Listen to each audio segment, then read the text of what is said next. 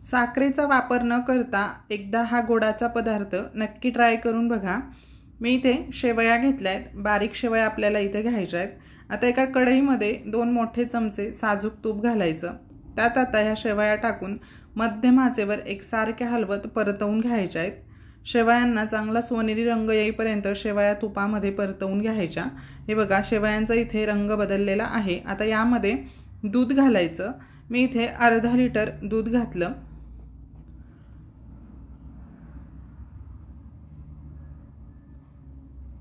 आणि एकदा व्यवस्थित मिक्स करून घ्यायचं। गॅसची फ्लेम आता मध्यम करायची आणि आपल्याला ह्या शेवया दुधामध्ये शिजवून घ्यायच्या आहेत, म्हणजे तोपर्यंत दूध देखील आटेल आणि शेवया देखील शिजतील।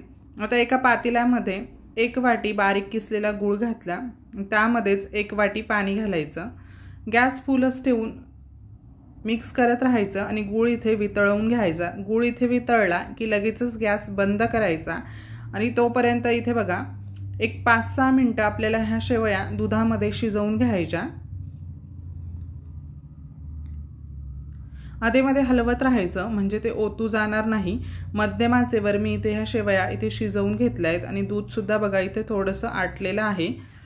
छान त्याला दाटसरपणा आल्यावर आता यामध्ये तयार करून घेतलेलं गुळाचं पाणी आपल्याला इथे यात मिक्स करून घ्यायचंय। पण लक्षात ठेवा आपण आधी गूळ वितळवून घेतला, त्यानंतर तो गॅस बंद केला, म्हणजे ते पाणी आता हलकंसं कोमट झालंय आणि एक 5-6 मिनिटांनंतर इथे या शेवया शिजल्यात। आता हा सुद्धा गॅस आपल्याला बंद करायचा आहे। गॅस बंद करायचा आणि त्यानंतर हे कोमट झालेलं गुळाचं पाणी यामध्ये मिक्स करून घ्यायचं। एखाद्या चाळणीने चाळून घ्या, म्हणजे गुळामध्ये काही कचरा वगैरे असेल तर तो सुद्धा निघून जाईल।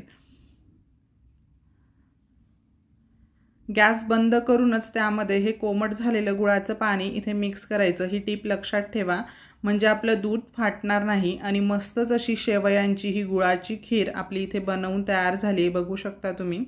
एकदा आता चांगलं हलवून घ्यायचं। बघू शकता दूध इथे जरा सुद्धा फाटलेलं नाहीये।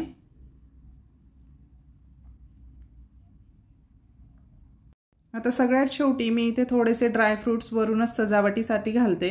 जर तुम्हाला हवं तर तुपामध्ये तुम्ही हे ड्रायफ्रुट्स परतवून घेऊ शकता, किंवा सुरुवातीलाच आपण जेव्हा शेवया तुपामध्ये परतवून घेतो ना, त्यातच तुम्ही हे ड्रायफ्रुट्स परतवून घेऊ शकतात। बघू शकता मस्तच अशी जरा सुद्धा न फाटलेली गुळाची शेवयांची खीर आपली इथे बनवून तयार झाली आहे। डायबिटीजसाठी हा एक उत्तम पर्याय आहे। व्हिडिओ कसा वाटला हे कमेंट करून कळवा। व्हिडिओ जरा सुद्धा आवडला असेल तर व्हिडिओला एक लाईक करा, जास्तीत जास्त शेअर करा। हे बघा पळीने मी तुम्हाला इथे दाखवते हलवून।